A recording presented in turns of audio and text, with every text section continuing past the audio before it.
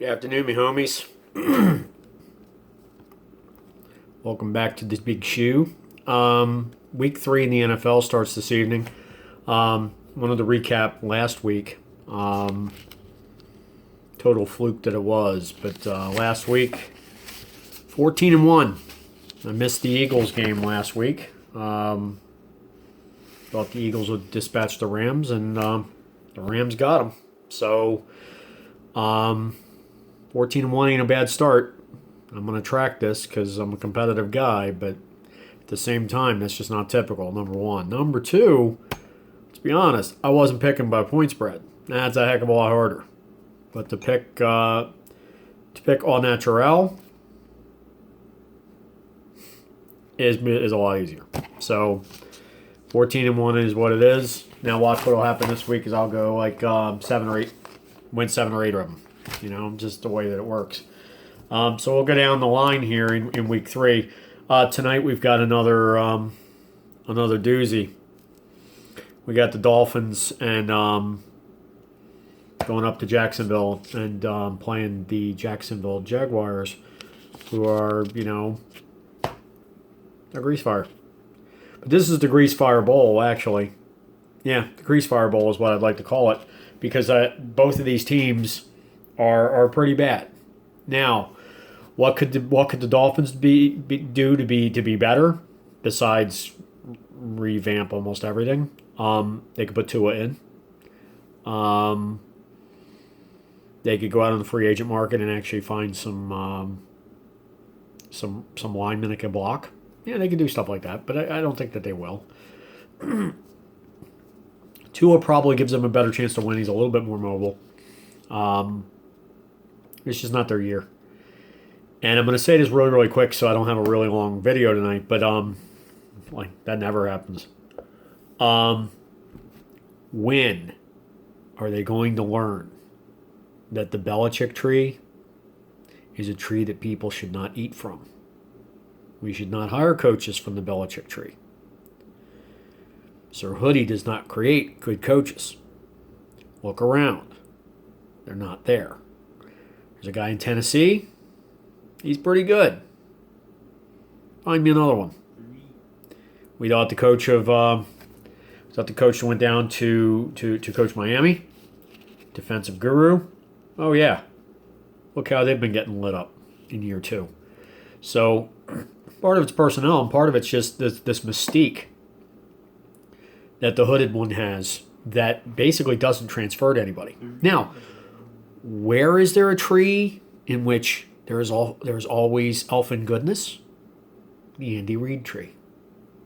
Everyone that comes out, just about every single person that comes out of the Andy Reid tree is a great coach. Maybe not great, but is a good coach. You got Harbaugh. You got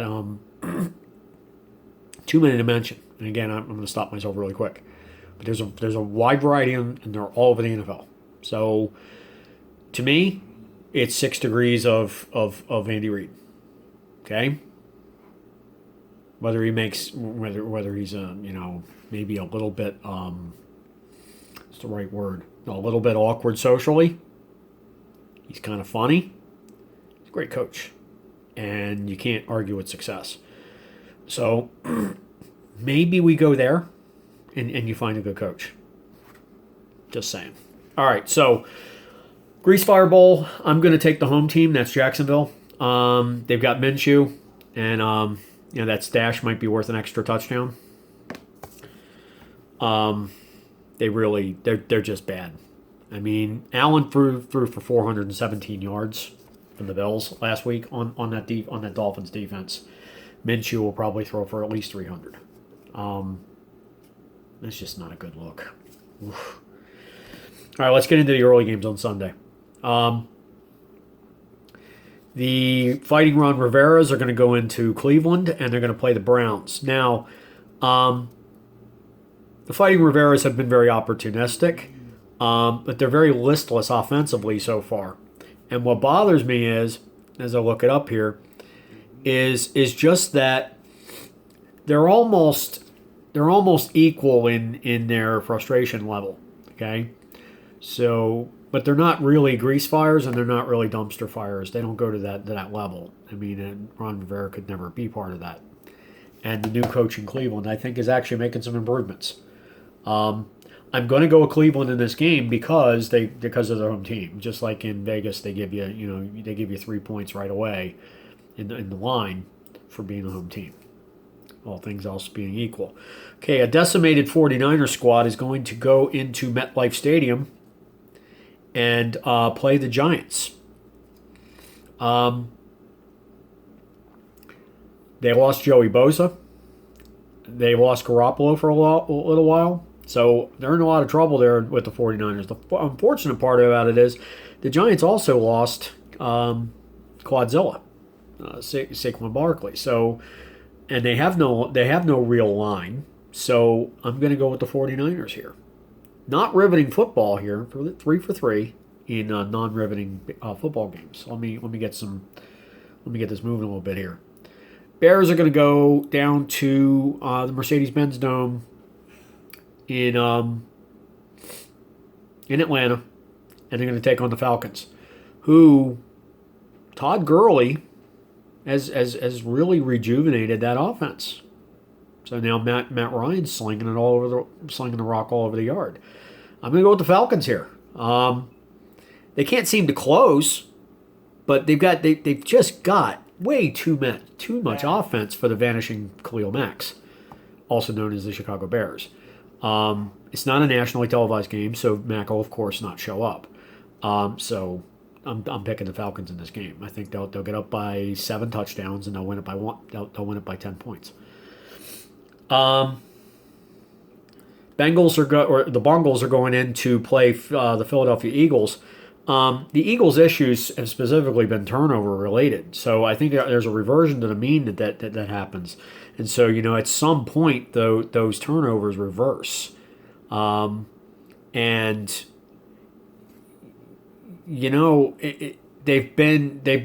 Bengals have been very lifeless on takeaways, so they're not very ball hawking anyway.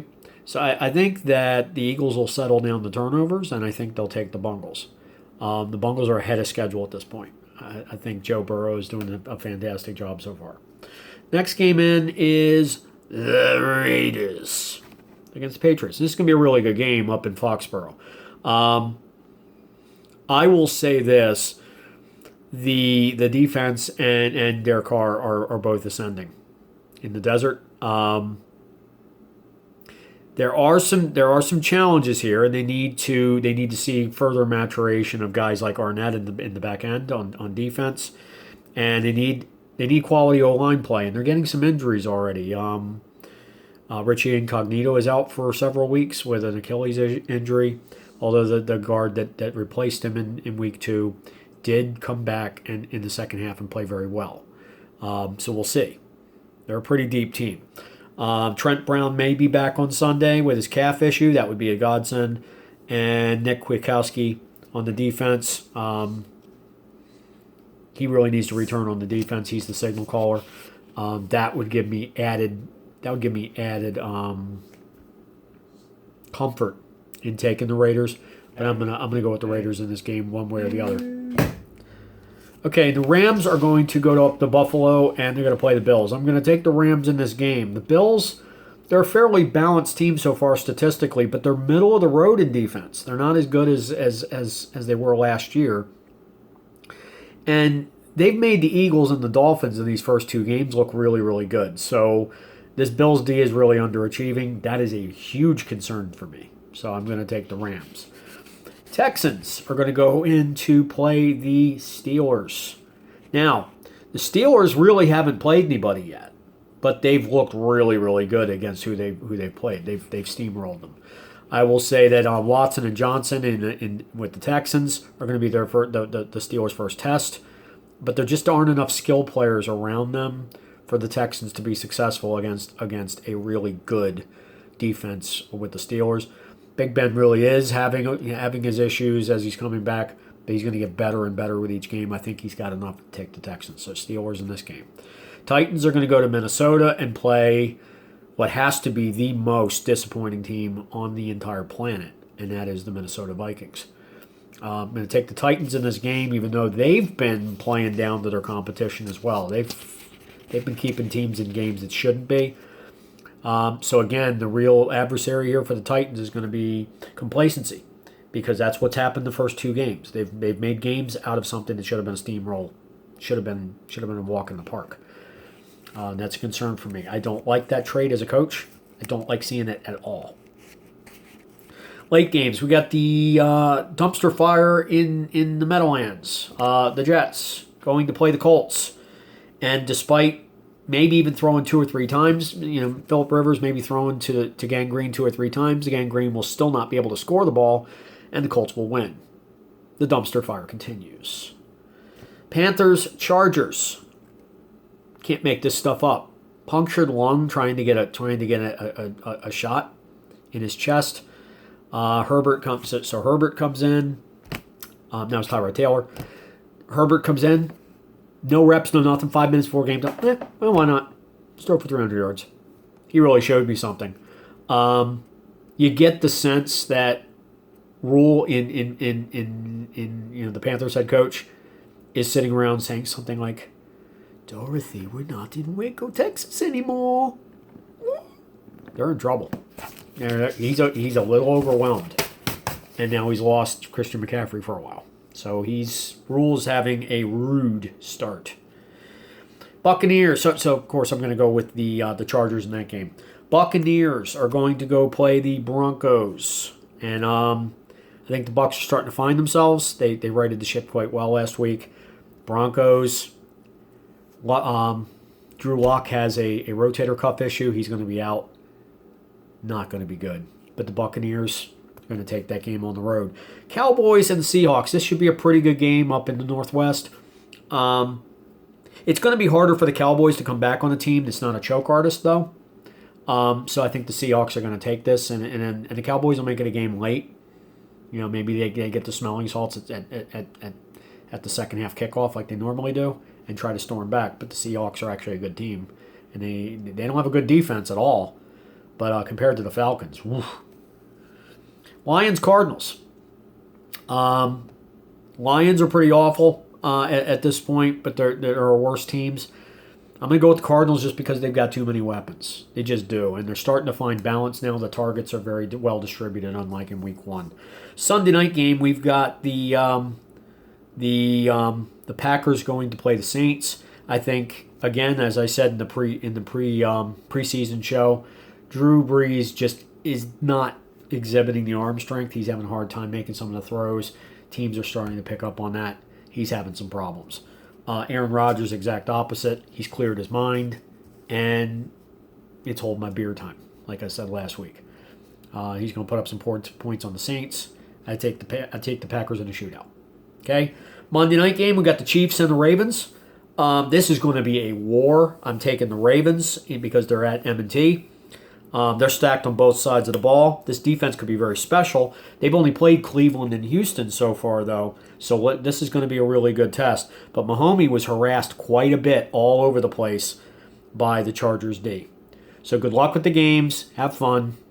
And see you next week, Mahomes.